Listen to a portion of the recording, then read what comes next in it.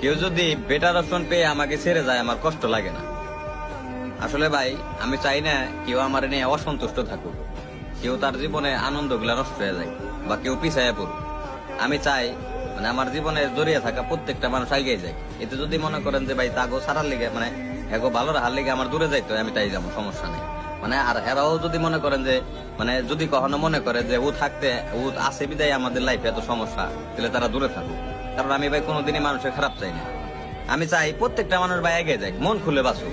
মানে মানে মানুষগুলা যখন আপনি অনেক ভালোবাসবেন কেউ, অনেক ভালোবাসার পর যখন ওই জিনিসগুলা না বুঝবো, তখন আপনার এইসব কথা কওয়া ছাড়া আর কোনো উপায় থাকবো না। তখন আপনি নির্দ্বিধায় মানে জোর অধিকার খাতান বাদ দিয়ে আপনি ওরা মুক্ত করে দিবেন।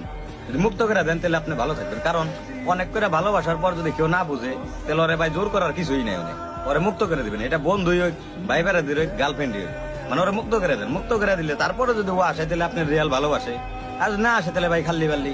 এটা নিয়ে ভাই মন খারাপ করে কি হইব? ও যে এক কথাই শেষ যে আমি ওকে ভালো লিগা ওকে ছাইড়া দিলাম, বা আমি ওকে লাইফে আছি বিলাই ওকে প্রবলেম। আর আমি চাই না যে আমার জন্য কারো প্রবলেম হয়। আল্লাহ সবাই ভালো রাখুক।